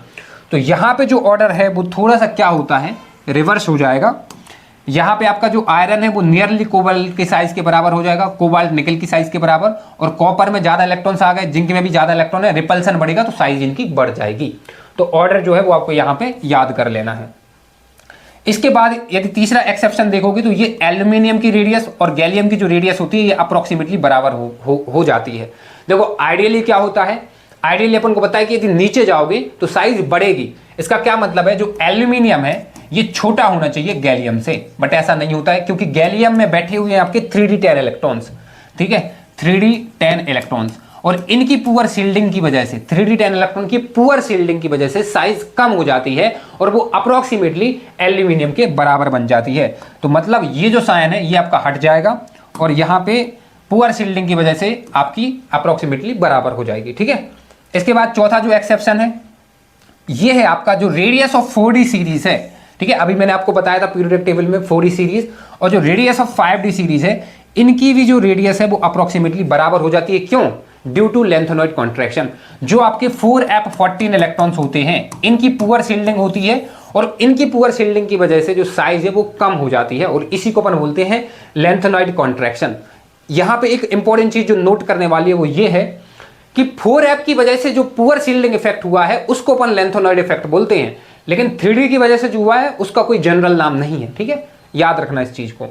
तो इसकी वजह से क्या होता है, देखो मैं आपको पीरियोडिक टेबल से ही समझा रहा हूं। यहां पे थोड़ा सा पीरियोडिक टेबल ओपन कर लेते हैं। देखो यहां पे ये रही आपकी 4D सीरीज। आइडियली क्या होना चाहिए, नीचे जाते वक्त बढ़ना चाहिए, मतलब साइन जो है वो कुछ इस तरीके से रहना चाहिए, ठीक है, ऐसे साइन होना चाहिए, बट ऐसा नहीं होता है। यहां पे क्या होता है, जो 4f इलेक्ट्रॉन यहां पे अपन ने फिल किए थे, 4f इलेक्ट्रॉन यहां पे, ठीक है, 4f इलेक्ट्रॉन जो 14 इलेक्ट्रॉन है इनकी पुअर शील्डिंग की वजह से, पुअर शील्डिंग हो गई तो उसकी वजह से साइज कम हो जाती है, तो अप्रोक्सीमेट साइज बन जाती है यहां पे, ठीक है, अप्रोक्सीमेटली साइज यहां पे ऐसे कुछ अप्रोक्सीमेटली साइज हो जाती है, याद रखना, ठीक है। इनकी साइज थोड़ी कम हो गई और ये 4D सीरीज के बराबर हो गई, याद रखना। लेकिन यहां से जो है एक्सेप्शन स्टार्ट नहीं होता है, एक्सेप्शन आपका यहां से स्टार्ट होता है क्योंकि यहां से आपके 4f इलेक्ट्रॉन जो है वो फिल ऑलरेडी हो चुके हैं। यहां पे 4f इलेक्ट्रॉन नहीं मिलेंगे, 4f इलेक्ट्रॉन जो है आपके यहां से चालू होते हैं। और ये चीज मैंने यहां पे मेंशन कर भी दी है कि आपका जो एक्सेप्शन है वो कहां से स्टार्ट हो रहा है, ठीक है। जो आपका स्कैंडियम है और जो Y है, जो La है, इसमें तो ऑर्डर यही रहेगा कि नीचे जाते वक्त बढ़ रहा है, लेकिन यहाँ पे ऑर्डर तो ये है आपका, बट यहाँ पे जो 4D और 5D है ये अप्रोक्सीमेटली हो जाएगा और ऐसे ही आगे बढ़ते जाना, अप्रोक्सीमेट साइन आएगा, ठीक है। तो ये एक्सेप्शन था। तो एटॉमिक रेडियस में इतनी एक्सेप्शन है, बस इससे बाहर क्वेश्चन नहीं आएंगे। बाकी इसके बाद यदि आयनिक रेडियस की बात करें तो आयनिक रेडियस यदि आपको लेफ्ट से राइट जाओगे आप, तो लेफ्ट से राइट में आपको आइसो इलेक्ट्रॉनिक स्पीसीज जो है उन्हीं के बीच में कंपैरिजन मिलेगा बस, ठीक है। तो आइसोइलेक्ट्रॉनिक स्पीसीज के केस में आपका जो साइज होता है वो इनवर्सली प्रोपोर्शनल टू जेड होता है। जैसे जैसे एटॉमिक नंबर बढ़ेगा आपकी साइज कम होगी, और वही चीज आप इस एग्जांपल से जो है वो समझ सकते हो। इस तरफ जाने पे आपका जेड जो है वो बढ़ रहा है, इसका मतलब साइज जो है वो आपकी कम हो रही है। ठीक है, ये चीज है। अब यदि आप टॉप टू बॉटम देखोगे तो टॉप टू बॉटम पे तो सिंपल है, आपका एन यदि बढ़ेगा तो आपकी जो साइज है वो भी बढ़ेगी। ठीक है, और ये एग्जाम्पल यहाँ पे लिखा हुआ भी है, जैसे lithium, sodium, potassium, rubidium, caesium positive है तो इस तरफ जाने पे आपका एन बढ़ रहा है, इसका मतलब साइज बढ़ रही है। और यदि आयंस की बात करें तो आयंस को समझना भी बहुत ज्यादा सिंपल है। आपका जो पेरेंट एटम होगा उससे ग्रेटर होगा आपका अनायन, क्यों? क्योंकि इलेक्ट्रॉन क्लाउड जो है वो आया हुआ है। जैसे आई नेगेटिव है तो इस पे इलेक्ट्रॉन क्लाउड आया तो साइज बढ़ गई, बाकी ये पेरेंट एटम हो गया और ये आपका आई पॉजिटिव हो गया। इलेक्ट्रॉन क्लाउड गया है यहाँ पे, ठीक है, इसने शेयर कर दिया तभी तो पॉजिटिव चार्ज आया, तो इसकी साइज कम हो गई। तो ये आपके आयंस थे और ये आपका आइसोइलेक्ट्रॉनिक स्पीसीज था, यही था। अब अपन इसके बात कर लेते हैं थर्ड प्रॉपर्टी की, जो कि है आपकी आयनाइजेशन एनर्जी। सबसे पहले तो आयनाइजेशन एनर्जी क्या होता है? एक गैसियस एटम से इलेक्ट्रॉन यदि तुम्हें निकालना है तो जो एनर्जी तुम दे रहे हो वही एनर्जी आयनाइजेशन एनर्जी उसको बोलते हैं, या फिर इसको आयनाइजेशन पोटेंशियल भी बोलते हैं। तो यहां पे जो डेफिनेशन है वो यही है, ठीक है, amount of energy required to remove an electron from an isolated gaseous atom. ठीक है, जैसे ये आपका एटम है गैसियस स्टेट में, यहां से आपने एक इलेक्ट्रॉन निकाल के इसको पॉजिटिव चार्ज बना दिया, ठीक है, ये इलेक्ट्रॉन निकल गया तो ये आपकी आयनाइजेशन एनर्जी 1 हो गई। अब यहां से एक और इलेक्ट्रॉन निकाल के इस पे M2 पॉजिटिव आ गया, ठीक है, 2 इलेक्ट्रॉन निकल गए यहां पे, तो ये आपका, वैसे एक इलेक्ट्रॉन तो ऑलरेडी निकल ही गया था, तो ये आपका आयनाइजेशन एनर्जी 2 हो गई। यहां से एक और इलेक्ट्रॉन निकाल के M3 पॉजिटिव बना दूं, ठीक है, तो ये आपकी आयनाइजेशन एनर्जी 3 हो गई। इस तरीके से चलता जाएगा और जितना इलेक्ट्रॉन निकालोगे उतने ज्यादा टफ होता जाएगा, इसलिए आपका जो ऑर्डर होगा वो ये होगा। ठीक है, आयनाइजेशन एनर्जी जो है वो बढ़ती जाएगी, क्योंकि जेड इफेक्टिव तो बढ़ ही रहा है, इलेक्ट्रॉन जैसे जैसे निकाल रहे हो तो वो और टफ हो जाएगा इलेक्ट्रॉन्स को निकालना। नॉर्मल ट्रेंड की बात करें तो नॉर्मल ट्रेंड समझना बहुत सिंपल है। जब आप लेफ्ट से राइट जा रहे हो तो जेड इफेक्टिव क्या होता है? इंक्रीज होता है, इसका मतलब आयनाइजेशन एनर्जी भी क्या होगी? इंक्रीज होगी। लेकिन जब नीचे आप जा रहे हो तो नीचे जा रहे हो तो आपका जो एन है वो बढ़ रहा है, आपकी जो साइज है वो आपकी बढ़ रही है, इसका मतलब इलेक्ट्रॉन निकालना सरल है। ठीक है, इलेक्ट्रॉन निकालना, यदि साइज बड़ी है तो इलेक्ट्रॉन जल्दी से निकल आएगा, इसका मतलब आयनाइजेशन एनर्जी जो है वो कम हो जाएगी। ठीक है, तो ये नॉर्मल ट्रेंड है। बट क्वेश्चन कहाँ से आएंगे? क्वेश्चन आपके आएंगे एक्सेप्शन से, तो वो अपन समझ लेते हैं फटाफट। ठीक है, एक्सेप्शन, तो ये मैंने एक्सेप्शन यहाँ पे लिखे हुए हैं। सबसे पहला जो एक्सेप्शन है वो है इनर्ट गैसेस का। इनर्ट गैसेस की सबसे ज्यादा आयनाइजेशन एनर्जी होती है, क्यों? क्योंकि स्टेबल ऑर्बिटल्स हैं आपके। ठीक है, यहां पे देखो largest ionisation energy due to fully filled orbital. ठीक है, फुली फिल्ड ऑर्बिटल है, इसलिए आपका जो हीलियम है इसकी हाइड्रोजन से ज्यादा होगी, फ्लोरीन से भी ज्यादा नियोन की होगी और क्लोरीन से भी ज्यादा ऑर्गन की होगी। याद रखना, रीजन जो है वो है फुली फिल्ड ऑर्बिटल। ठीक है, इसके बाद जो सेकंड पीरियड है और जो थर्ड पीरियड है इसमें भी आपके एक्सेप्शन मिल जाएंगे, जिनको समझना कोई बड़ी बात नहीं है। जैसे यदि आप देखोगे lithium, beryllium, boron, carbon, nitrogen, oxygen, fluorine, तो आप बेरिलियम जो होता है, ठीक है, बेरिलियम का एटॉमिक नंबर होता है 4, इसका आप इलेक्ट्रॉन कॉन्फ़िगरेशन करो 1s2 2s2 होगा, तो ये देखो फुल फिल्ड है। ठीक है ना, फुली फिल्ड है तो यहां से इलेक्ट्रॉन निकालना टफ होगा, इसलिए बेरिलियम की ज्यादा हो जाएगी बोरॉन से। तो ठीक है, ये ऑर्डर यहाँ पे स्वेप हो गया। ऐसे यदि नाइट्रोजन का यदि आप 15 करोगे तो यहाँ पे आपको मिलेगा 3p3, तो ये भी हाफ फिल्ड है। यहाँ पे देखो जब आप करोगे तो 3p3 मिलेगा, पी में 6 होते हैं तो ये हाफ फिल्ड है, तो यहाँ पे भी ऑर्डर जो है वो रिवर्स हो गया। तो याद कैसे करोगे? याद करने की ट्रिक ये है, ठीक है, जो बेरिलियम में वो स्वेप होता है और बोरॉन, तो इन दोनों में इंटरचेंज कर देना और नाइट्रोजन और ऑक्सीजन में कर देना। ये सेकंड पीरियड है। थर्ड पीरियड में भी आपका जो मैग्नीशियम और एल्यूमिनियम है ये हाफ फिल्ड है, सॉरी फुली फिल्ड है, तो इसका भी ऑर्डर आपका रिवर्स हो जाएगा। और जो फॉस्फोरस और सल्फर है ये आपका हाफ फिल्ड है, तो ये भी ऑर्डर जो है वो रिवर्स हो जाता है। ठीक है, सिंपल है, कुछ ज्यादा लॉजिक यहाँ पे नहीं है। इसके बाद ये दोनों अभी अपन ने एटॉमिक रेडियस में देखे तो ये भी सिंपल समझ में आ जाएंगी। जो आयनाइजेशन एनर्जी ऑफ गैलियम है ये ज्यादा होती है एल्यूमिनियम से, इसको समझ सकते हो आप। अभी अपन ने देखो आइडियली क्या होना चाहिए, नीचे जाते हैं तो आयनाइजेशन एनर्जी कम होती है, इसका मतलब ये है कि एल्यूमिनियम की ज्यादा होना चाहिए गैलियम से। लेकिन यहां पे बैठे हैं 3d10 इलेक्ट्रॉन्स, मैंने अभी आपको बताया था। अब 3d10 इलेक्ट्रॉन पुअर शील्डिंग करेंगे तो पुअर शील्डिंग की वजह से क्या होगा, जो इलेक्ट्रॉन्स है वो टाइटली बॉन्ड होंगे न्यूक्लियस से, तो इलेक्ट्रॉन निकालना टफ हो गया। इसका मतलब जो गैलियम है उसकी आयनाइजेशन एनर्जी जो है अब ज्यादा हो जाएगी, तो ऑर्डर जो है वो रिवर्स हो जाएगा। ठीक है, सेम चीज यहां पे मैंने लिखी हुई है। अच्छा, एक और चीज समझ लो, ये ट्रिक क्या है अभी मैं आपको बताऊंगा। एक और चीज समझ लो पहले, जो 5D सीरीज होती है इसकी ज्यादा होती है 3D सीरीज से, फिर आपकी 4D सीरीज आएगी। आइडियली क्या होना चाहिए, आइडियली तो ये होना चाहिए कि नीचे जाते वक्त घटना चाहिए, लेकिन यहाँ पे नीचे जाते वक्त बढ़ रहा है। रीजन क्या है इसका? रीजन है आपका लेंथेनॉइड कॉन्ट्रैक्शन। जो 4f14 इलेक्ट्रॉन्स होते हैं उनकी पुअर शील्डिंग होती है, जैसे कि अभी अपन ने एटॉमिक रेडियस में देखा था, तो उसकी वजह से ऑर्डर जो है वो रिवर्स हो जाएगा। अब ये जो ट्रैक है ये है आपका बैगन, आलू, गाजर, इनथैला, ठीक है, इनथैला। तो आइडियली तो ये होना चाहिए नीचे जाते वक्त घटना चाहिए, तो ऑर्डर ये होना चाहिए, लेकिन ऑर्डर ऐसा नहीं होता। क्यों नहीं होता? 3d10 इलेक्ट्रॉन की वजह से यहाँ पे रिवर्स हो जाएगा, और पुअर शील्डिंग की वजह से, लेंथेनॉइड कॉन्ट्रैक्शन की वजह से इंडियम और थैलियम में भी रिवर्स हो जाएगा। तो उसकी वजह से इस ऑर्डर को याद इस तरीके से करोगे आप, ऐसे W बनाओगे, ठीक है। यहाँ पे मैं आपको अच्छे तरीके से बता दे रहा हूँ, ऐसे आपको W बनाना है, ठीक है। ये W बना लिया। यहाँ पे आपका बोरॉन आएगा, बोरॉन के नीचे फिर एल्यूमिनियम आएगा, एल्यूमिनियम से ज्यादा होगी गैलियम की, याद रखना, ये गैलियम यहाँ आएगा। फिर आपका इंडियम आएगा एल्यूमिनियम से नीचे, फिर आपका थैलियम जो है वो गैलियम के ऊपर होगा, ऐसे लाइन खींचना, और ये जो थैलियम है गैलियम के ऊपर आता है।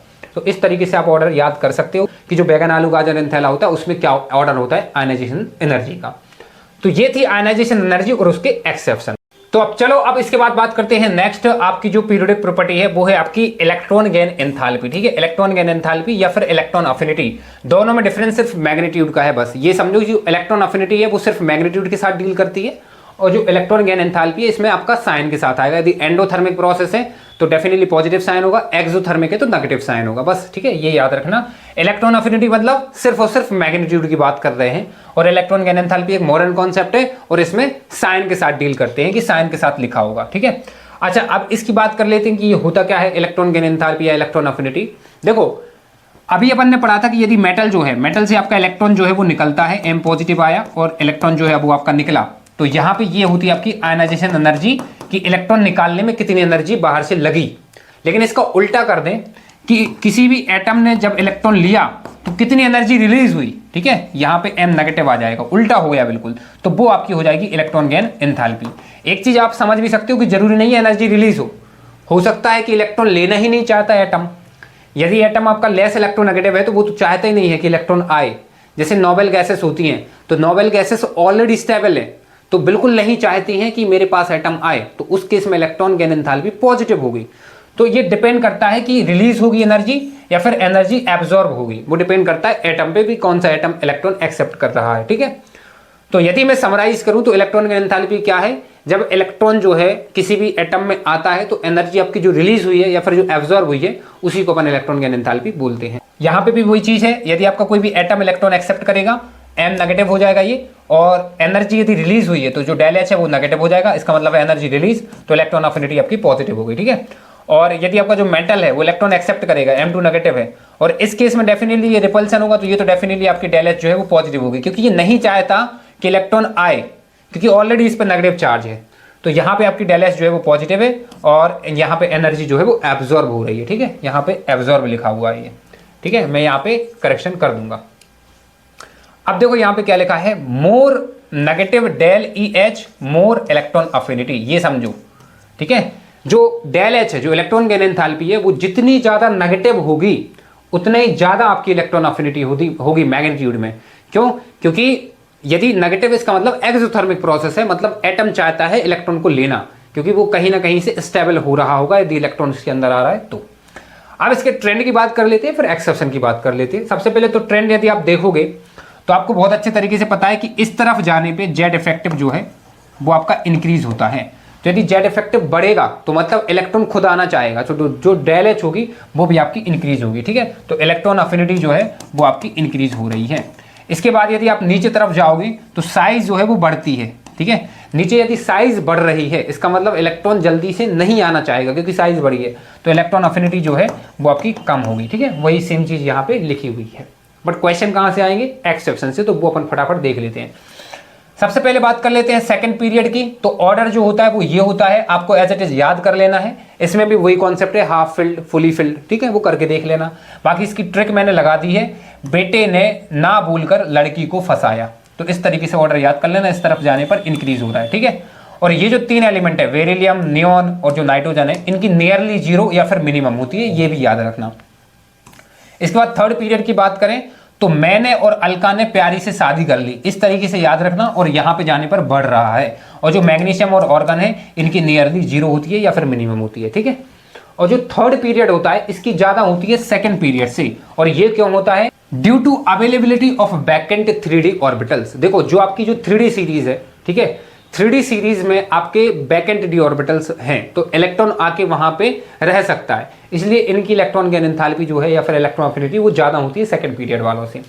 यदि हैलोजन की बात करें तो ये ऑर्डर बहुत इंपॉर्टेंट है, ठीक है, याद रखना। क्लोरीन की ज्यादा होती है, फिर फ्लोरीन आता है, फिर ब्रोमीन, फिर आयोडीन। क्योंकि बहुत सारों को लग सकता है कि फ्लोरीन की तो इलेक्ट्रोनेगेटिविटी सबसे ज्यादा होती है तो फ्लोरीन आगे होना चाहिए, बट ऐसा नहीं होता क्योंकि फ्लोरीन की साइज भी कम है। और एक और चीज है, क्लोरीन के पास है वैकेंट डी ऑर्बिटल्स, तो क्लोरीन के पास वैकेंट डी ऑर्बिटल है तो यहाँ पे इलेक्ट्रॉन अच्छे से आ सकता है, इसलिए क्लोरीन की ज्यादा, फिर फ्लोरीन, फिर ब्रोमीन, फिर आयोडीन होता है, ठीक है। और ऑक्सीजन फैमिली की भी याद रखना, ऑक्सीजन सबसे लास्ट में बैठा हुआ है ड्यू टू कॉम्पैक्ट नेचर, ठीक है। ऑक्सीजन की साइज भी कम होती है और आप रीजन यही रखो, due to compact nature of oxygen last में आता है ऑक्सीजन। और नोवेल गैसेस का तो मैंने आपको एक्सप्लेन कर दिया है, जो डेल्टा एच होता है वो पॉजिटिव होता है क्योंकि इलेक्ट्रॉन वो लेना ही नहीं चाहते, पहले से ही वो स्टेबल है। तो ये थी आपकी इलेक्ट्रॉन गैन एंथैल्पी और इसके एक्सेप्शंस। अब इसके बाद बात करते हैं नेक्स्ट पीरियोडिक प्रॉपर्टी जो कि आपकी इलेक्ट्रोनेगेटिविटी है, ठीक है। ये सब जानते हैं ये क्या है, ये है आपका measure of the tendency of an element to attract electron to itself. कोई भी जो एलिमेंट है, कोई भी एटम है, इलेक्ट्रॉन को जितना ज्यादा अट्रैक्ट कर सकता है, ठीक है, उसको मेजर करने के लिए अपन ने एक नया कॉन्सेप्ट इंट्रोड्यूस किया था, इलेक्ट्रोनेगेटिविटी। और डेफिनेटली एक रिलेटिव कॉन्सेप्ट। जैसे यदि आपने मेरा मूल कॉन्सेप्ट का लेक्चर देखा होगा तो उसमें मैंने बताया था कि जो आपके जो एटॉमिक मासेस हैं या जो मोलर मासेस है वो सब रिलेटिव है। सबसे पहले साइंटिस्ट ने क्या किया था, कार्बन 12 जो एटम था इसका मास जो है कैलकुलेट कर लिया और बाकी फिर जितने भी मासेस हैं कार्बन 12 के रिलेटिव में उन्होंने निकाले थे। इसमें भी अपन को जो स्किल्स पढ़ने हैं तो पॉलिंग ने क्या किया था, जो फ्लोरीन है सबसे ज्यादा इलेक्ट्रोनेगेटिव एलिमेंट क्या है, फ्लोरीन, ठीक है। तो फ्लोरीन जो है इसका इन्होंने 4 ले लिया पॉलिंग स्केल में कि इलेक्ट्रोनेगेटिविटी इसकी 4 होती है, और बाकी फिर इसके रिलेटिव में बॉन्ड एनर्जी इसका यूज करके, अभी ये फॉर्मूला भी देखेंगे, उसका यूज करके बाकी फिर जितने भी आपके एलिमेंट्स हैं इसके रिलेटिव में निकालेंगे। तो कैसे निकालते हैं इसमें, जैसे आपके यदि मॉलिक्यूल्स, जैसे मान के चलो एक AB मॉलिक्यूल है, एक आपका B2 मॉलिक्यूल है और एक आपका A2 मॉलिक्यूल है, ठीक है। तो अब आपको यदि जो इलेक्ट्रोनेगेटिविटी ऑफ A और B निकालना है तो इनका जो डिफरेंस होगा, मतलब जब आप डिफरेंस निकालोगे electronegativity of A minus electronegativity of B, ठीक है, यहाँ पे मॉड लगा देना, ये इक्वल्स टू होता है 0.208, फिर आप अंडर रूट लगाओगे और फिर बॉन्ड एनर्जी जो है वो आप रखोगे मॉलिक्यूल A और B की, ठीक है, फिर माइनस लगाओगे अंडर रूट जो बॉन्ड एनर्जी होगी of AA bond multiply by bond energy of BB bond, ठीक है।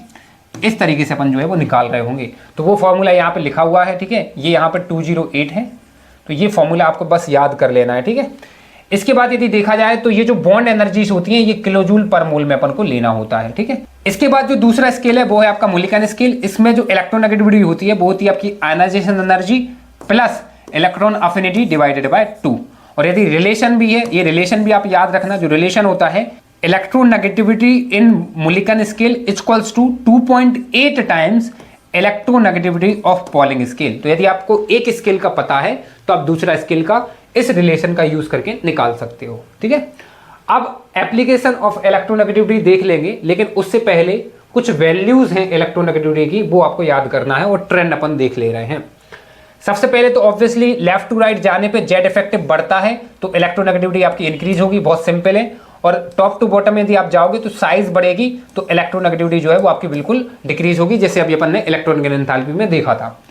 इंपॉर्टेंट वैल्यू आपको जरूर याद रखना है, जो कि याद रखना बहुत ज्यादा सिंपल है, ठीक है। Lithium, beryllium, boron, carbon, nitrogen, oxygen, fluorine, इस तरीके से आप लिख लेना और फिर आप 1 ऐड करना और फिर 0.5 जो है वो बस ऐड करते जाना। मतलब पहले 1 आएगा, फिर 0.5 ऐड करो तो 1.5 हो जाएगा, फिर 0.5 ऐड करोगे तो 2 आ जाएगा, फिर 2.5, 3 और 3.5 और फिर आपका 4 हो जाएगा, ठीक है। तो इस तरीके से ये लिथियम की है, ये बेरिलियम की है, ये बोरोन की है, ये कार्बन की है, ये नाइट्रोजन की है, ये ऑक्सीजन की, ये फ्लोरीन की है। तो ये याद करना 0.5 का बस फैक्टर है। और कुछ कुछ ऐसे एलिमेंट्स हैं जिनकी बराबर होती है, नियरली इक्वल होती है, ठीक है, याद रखना नियरली। जैसे हाइड्रोजन और फास्फोरस की नियरली इक्वल होती है 2.1, नाइट्रोजन और क्लोरीन की नियरली इक्वल होती है 3, और जो आपका कार्बन है, जो आपका आयोडीन है, जो सल्फर है, इनकी नियरली बराबर होती है 2.5। इसके बाद अब अपन बात कर लेते हैं एप्लीकेशन ऑफ इलेक्ट्रोनेगेटिविटी। तो जो इलेक्ट्रोनेगेटिविटी होता है इसका यूज करते हैं अपन to calculate nature of bond, ठीक है। और ये समझना बहुत सिंपल है, आप बिल्कुल फील कर पाओगे। यदि आप कोई भी 2 एटम है आपके या 2 एलिमेंट है और उनकी इलेक्ट्रोनेगेटिविटी आपकी बराबर है तो उनके बीच में जो बॉन्ड बनेगा वो कोवेलेंट बनेगा। लेकिन यदि इलेक्ट्रोनेगेटिविटी बराबर नहीं है तो उसमें थोड़ा सा पार्शियल आयनिक कैरेक्टर आ जाएगा। और यदि आपको परसेंटेज ऑफ आयनिक कैरेक्टर निकालना है तो अपन हेनरी स्मिथ फॉर्मूला यूज करते हैं, जो कि आपका ये होता है, बिल्कुल एज इट इज याद कर लो। ये यहाँ पे जो डेल बना हुआ है ये आपकी इलेक्ट्रोनेगेटिविटी डिफरेंस है, 16 डेल प्लस 3.5 डेल स्क्वायर। और डेल यहाँ पे क्या है, del is nothing but electronegativity difference of A and B. ठीक है, मॉड जरूर लगा देना क्योंकि सिर्फ पॉजिटिव वैल्यू अपन को लेना है। अब इसके बाद फाइनली बात करते हैं नेचर ऑफ ऑक्साइड की। यहां से भी जितने क्वेश्चंस जेईई मेंस में आते हैं सब कुछ कवर होगा। सबसे पहले तो जो जनरल ट्रेंड होते हैं, ठीक है, जनरल, सबसे पहले अपन जनरल ट्रेंड की बात कर लेते हैं। तो जनरल ट्रेंड यही होता है, जो आपकी नॉन मेटल्स होती हैं उनकी जो ऑक्साइड्स होती हैं वो एसिडिक इन नेचर होती हैं, ठीक है, नॉन मेटल्स की। और जो आपके मेटल्स होते हैं उनकी बेसिक होती हैं, और जो मेटलॉइड्स होते हैं उनकी एम्पोटेरिक ऑक्साइड होती हैं। और आपका जो सबसे पहला काम है वो है एम्पोटेरिक ऑक्साइड्स को याद करना। ठीक है, ये जैसे आपका B2O5 हो गया, Cr2O3 हो गया, ZnO हो गया, Al2O3 हो गया, SnO हो गया, PbO हो गया, BeO हो गया, SnO2 हो गया आपका, ठीक है, और PbO2 हो गया। ये जो O2 है ये इसके साथ लिखा हुआ है, ठीक है। तो ये आपकी एम्पोटेरिक ऑक्साइड है और उनको याद करना है। कौन कौन से मेटल्स की ऑक्साइड्स एम्पोटेरिक होती हैं? आपका ये हो गया vanadium, chromium, zinc, aluminium, Sn, Pb और Be। इनकी होती है ऑक्साइड्स जो है एम्पोटेरिक होती हैं, ठीक है। तो इनको याद करने का जो ट्रिक है वो मैंने यहाँ पे लगा दिया है, वर्णाकार में जनाबे अली सनक पड़े बे, वर्णाकार में जनाबे अली सनक पड़े बे, ठीक है। तो ये मेटल्स हैं, इनकी जो ऑक्साइड है वो एम्पोटेरिक होती है, ये आपको याद होनी चाहिए, ये बिल्कुल याद होना चाहिए। और क्यों होना चाहिए अभी जब मैं ट्रिक बताऊंगा तो उससे आपको और समझ में आएगा कि हाँ ये याद होना जरूरी है। एंड साथ ही में 3 आपकी न्यूट्रल ऑक्साइड्स होती हैं, ये भी याद होना चाहिए। 3 कौन कौन सी? कार्बन मोनोऑक्साइड CO, यहाँ पे कैपिटल है, ये कोबाल्ट नहीं है, और आपका NO हो गया और आपका N2O हो गया। ये 3 आपकी न्यूट्रल है, इनको तो याद करना बड़ी बात नहीं है, लेकिन एम्पोटेरिक को याद करने के लिए मैंने ट्रिक बता दी है, ठीक है। ये जनरल ट्रेंड था। अब बात करते हैं अपन पीरियोडिक टेबल में यदि ट्रेंड देखोगे आप ऑक्साइड्स का, तो लेफ्ट से यदि तुम राइट जा रहे हो तो नॉन मेटालिक कैरेक्टर इंक्रीज होता है, क्योंकि इस तरफ आपके मेटल्स हैं, इस तरफ जब आप जाओगे तो आपके नॉन मेटल्स होते हैं, ठीक है, नोबल गैसेस तरफ। तो यदि नॉन आपका मेटालिक कैरेक्टर बढ़ेगा तो जो नॉन मेटालिक कैरेक्टर यदि इंक्रीज होगा, तो यहाँ पे अभी अपन ने क्या देखा है, नॉन मेटल्स की एसिडिक होती हैं, तो एसिडिक स्ट्रेंथ जो है वो आपकी इंक्रीज हो रही है। इसका मतलब ये है, एग्जाम्पल भी समझ लो आप, जैसे ये एग्जाम्पल है आपका, ठीक है। तो इस तरफ जाने पे आपकी एसिडिक स्ट्रेंथ क्यों बढ़ रही है? क्योंकि आपका नॉन मेटालिक कैरेक्टर बढ़ता जा रहा है, ठीक है। सोडियम से लेके सल्फर तक जा रहे हो, तो आप यहाँ पे देखो जो सेंट्रल एटम है, ठीक है, यहाँ पे सोडियम, मैग्नीशियम, एल्यूमिनियम, P2 हो गया, S हो गया, तो ये जो है इस तरफ जाने पे नॉन मेटालिक कैरेक्टर इंक्रीज हो रहा है, तो एसिडिक स्ट्रेंथ अपनी बढ़ रही है। उल्टा हो जाएगा, टॉप टू बॉटम में यदि आप देखोगे तो नॉन मेटालिक कैरेक्टर डिक्रीज होता है, क्योंकि मेटालिक कैरेक्टर इंक्रीज होता है, तो एसिडिक स्ट्रेंथ जो होगी आपकी वो क्या होगी, डिक्रीज होगी। और ये एग्जाम्पल आप यहाँ पे देख सकते हो, ठीक है। सोडियम, पोटेशियम, रोडियम, सीजियम की जो ऑक्साइड्स है उनका जो एसिडिक नेचर है वो कम होता जा रहा है, ठीक है। क्यों? क्योंकि इनमें नॉन मेटालिक कैरेक्टर कम होता जा रहा है। इसके बाद यदि ये एक यहाँ पे एक तरीका है, ठीक है, एक ट्रिक है, इससे आप निकाल भी सकते हो इस फॉर्मूले से। जो फॉर्मूला है वो समझो आप, यदि आपको निकालना है सेम एलिमेंट है, यदि जो ऑक्साइड्स हैं वो सेम एलिमेंट की हैं, जैसे यहाँ पे मैग्नीज की ऑक्साइड्स रखी हुई हैं, सिर्फ मैग्नीज की, याद रखना सेम एलिमेंट होना चाहिए। तो आप एसिडिक स्ट्रेंथ यदि निकालना है तो आप इस तरीके से निकाल सकते हो इस फॉर्मूले का। जो एसिडिक स्ट्रेंथ होती है वो डायरेक्टली प्रोपोर्शनल होती है नंबर ऑफ ऑक्सीजन एटम, ठीक है, number of oxygen atom divided by number of central atom, ठीक है, नंबर ऑफ सेंट्रल एटम। तो इस तरीके से देखो, जैसे यहाँ पे MnO2 है, ऑक्सीजन कितनी है 2 और सेंट्रल एटम कितना है 1। यहाँ पे ऑक्सीजन कितनी है 3 और यहाँ पे सेंट्रल एटम है 2। यहाँ पे ऑक्सीजन है 1 और सेंट्रल एटम है 1। जब आप ये देखोगे तो 1, 1.5 और 2, इसका मतलब आपकी जो ऑक्साइड का जो एसिडिक नेचर है वो इस तरफ जाने पे बढ़ेगा। सेम यहाँ पे SO2 है, SO3 है, तो ये आ जाएगा। यहाँ पे ऑक्सीजन कितनी है 5, सेंट्रल एटम है 2, तो यहाँ पे 5/2 आएगा, और यहाँ पे कितना है 3/2 आएगा। तो ऑब्वियसली ये बड़ा है, तो इसका एसिडिक नेचर जो है वो बड़ा होगा। आप लोग इसको ऑक्सीडेशन स्टेट से भी निकाल सकते हो, यदि आप इसका स्ट्रक्चर बना के ऑक्सीडेशन स्टेट फाइंड आउट कर पाते हो, तो जिसका ऑक्सीडेशन नंबर बड़ा होगा वो आपका ज़्यादा एसिडिक होगा, उस तरीके से भी आप निकाल सकते हो, ठीक है। तो एक तरीका ये हो गया। बाकी मैं अब आपको ट्रिक बताने जा रहा हूँ, ये ट्रिक आप समझ लोगे तो किसी भी तरीके से आप जो एसिडिक नेचर है वो निकाल पाओगे, ऑक्साइड्स का नेचर, ठीक है। किसी भी तरीके की ऑक्साइड्स होंगी उनका नेचर पता चल जाएगा। देखो सबसे पहले तो कोई भी एलिमेंट है, या तो वो मेटल होगा या फिर नॉन मेटल होगा, या फिर आपका मेटलॉइड होगा। ठीक है, इसके अलावा तो और कुछ दिखेगा नहीं आपको। अब देखो ट्रिक क्या बोलती है, यदि मेटल है, मेटल की ऑक्साइड्स हैं, तो सबसे पहले तो तुम उसका ऑक्सीडेशन नंबर निकाल लो। मेटल है, उसकी ऑक्साइड है, तो उसका स्ट्रक्चर बनाओ, स्ट्रक्चर बना के फिर उसका ऑक्सीडेशन स्टेट फाइंड आउट कर लो। ऑक्सीडेशन स्टेट जो है वो +1 हो सकता है, +2 हो सकता है, +3 हो सकता है, +4 हो सकता है, +5 हो सकता है, +6 हो सकता है, +7 हो सकता है। अब यदि +4 है तो हमेशा आपका जो ऑक्साइड होगा वो एम्फोटेरिक इन नेचर होगा। हमेशा यदि +4 में बैठा हुआ है तो एम्फोटेरिक ही होगा। ठीक है, लेकिन यदि +1 है, +2 है, +3 है, तो आपका एम्फोटेरिक भी हो सकता है, प्लस बेसिक इन नेचर होगा।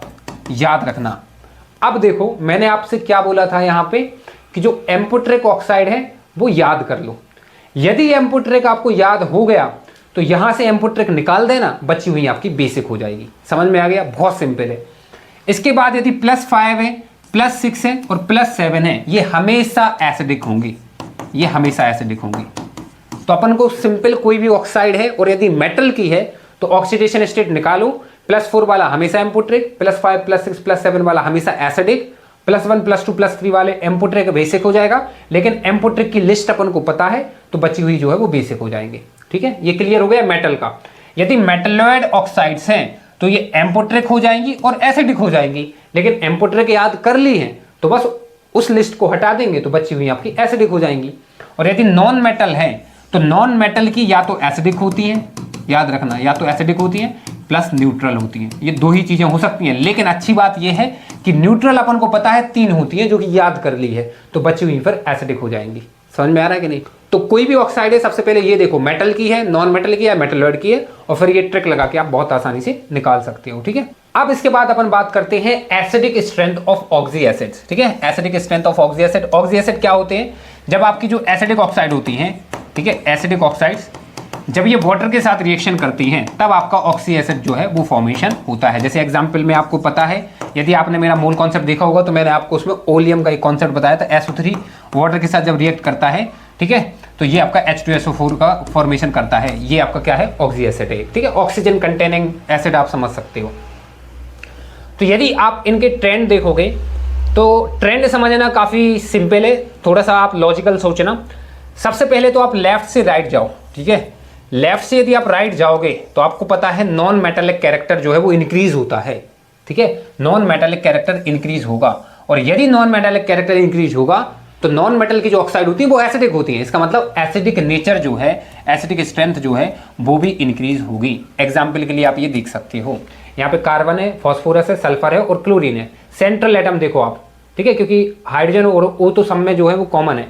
सेंट्रल एटम यदि आप देखोगे तो इस तरफ जाने पे नॉन मेटल कैरेक्टर इंक्रीज हो रहा है। ठीक है, कार्बन से लेकर क्लोरीन तक, तो एसिडिक स्ट्रेंथ आपकी बढ़ रही है।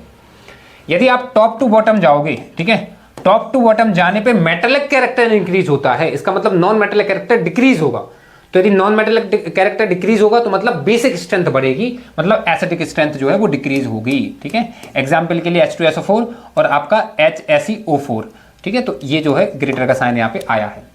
लेकिन इसके बाद ऐसे ऑक्सी एसिड्स जिनके सेंट्रल एटम तो सेम है बट जो नंबर ऑफ ऑक्सीजन है वो आपके अलग अलग हैं। तो जैसे जैसे ऑक्सीजन एटम आपके बढ़ेंगे वैसे वैसे आपके एसिडिक स्ट्रेंथ जो है वो बढ़ेगी, जैसे कि अभी अपन ने ऑक्साइड में देखा था। ठीक है, तो इसमें आप जैसे एक एग्जांपल ये देख लो, HClO4, HClO3, HClO2, HClO। यहाँ पे सेंट्रल एटम क्लोरीन है, यहाँ पे भी क्लोरीन है, यहाँ पे भी क्लोरीन, यहाँ पे भी क्लोरीन, लेकिन यहाँ पे ऑक्सीजन 4 है, यहाँ पे 3 है, यहाँ पे 2 है, यहाँ पे 1 है। तो ऑर्डर जो है वो ये हो जाएगा। ठीक है, जितनी ज्यादा ऑक्सीजन उतनी ज्यादा एसिडिक स्ट्रेंथ।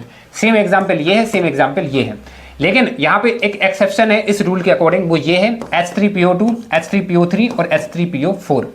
जिन्होंने मेरा मूल कॉन्सेप्ट का जो लेक्चर है वो देखा होगा, आपको समझ में आ गया होगा कि ये एक्सेप्शन यहाँ पे क्यों है। क्योंकि जितने भी हाइड्रोजन आपके फॉस्फोरस से कनेक्टेड हैं ये आयनाइज नहीं होंगे।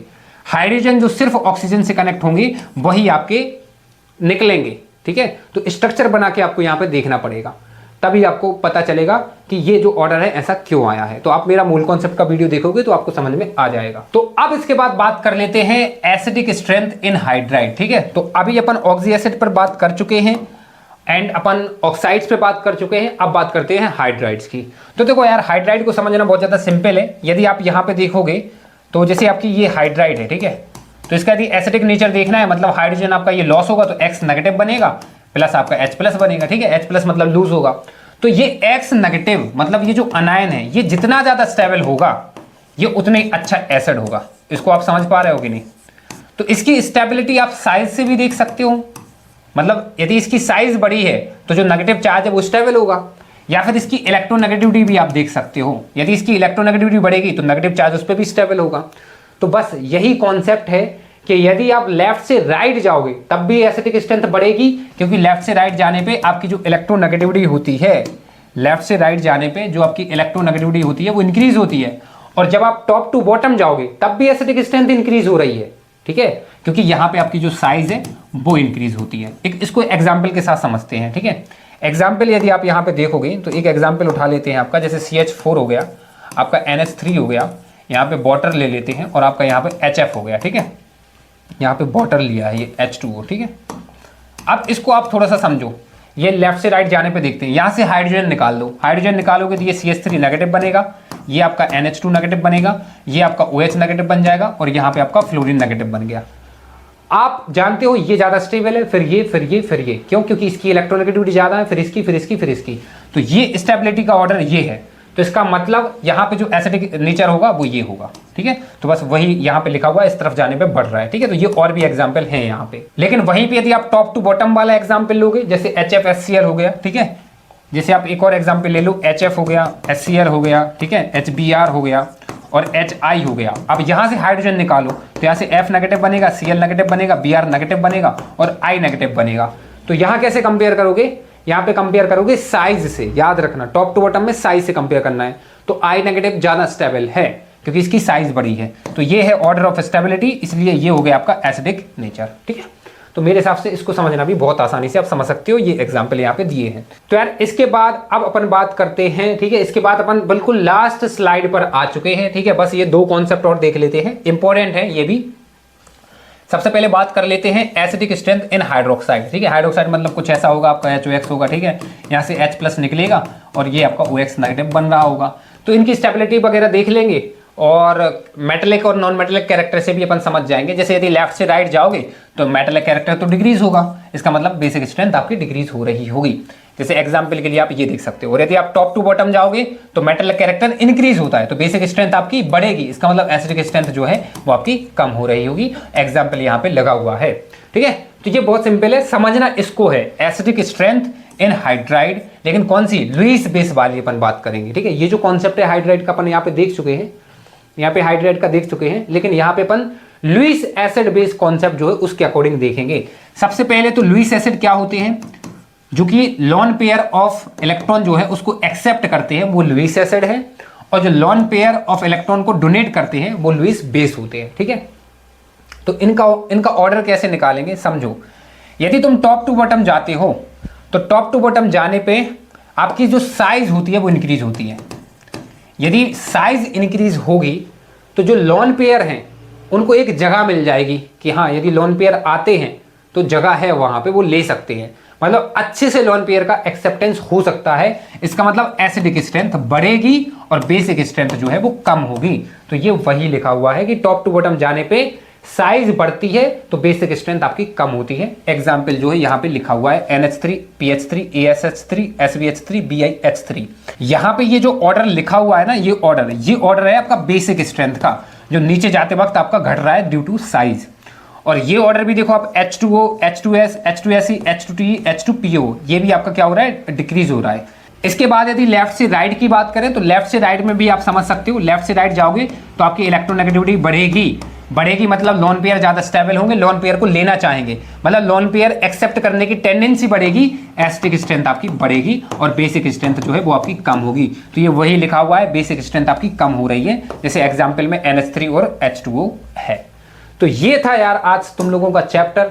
आई होप तुम लोगों को ये जो चैप्टर है समझ आया होगा। जितना भी मैंने यहाँ पे चीज़ें कवर की हैं, मेंस में यहाँ से बाहर क्वेश्चन नहीं आएंगे, बस आपको प्रैक्टिस करना है। और प्रैक्टिस में आपको करना है top 75 PYQs of periodic table, जो कि आपको डिस्क्रिप्शन में मिल जाएंगे, बिल्कुल 99 रुपीज़ में आप उसका एक्सेस ले सकते हो। तीनों सब्जेक्ट में सारे चैप्टर्स के टॉप 75 PYQs के डिस्क्रिप्शन से आप एक्सेस ले सकते हो, सिर्फ और सिर्फ 99 रुपीज़ में। और भी काफ़ी सारी चीज़ें उस ड्राइव के अंदर आपको मिल रही होंगी। उसकी जो डिटेल है वो डिस्क्रिप्शन में लिंक है, वहाँ पर जब आप विजिट करोगे तो पता चल जाएगा। तो उसका एक्सेस लेके बस आप प्रैक्टिस करना, ये चैप्टर आपका तैयार हो जाएगा। तो आई होप आपको ये वीडियो पसंद आई होगी। यदि पसंद आई है तो लाइक कर देना, और चैनल को अभी तक सब्सक्राइब नहीं किया है तो वो भी कर देना। Thank you for watching.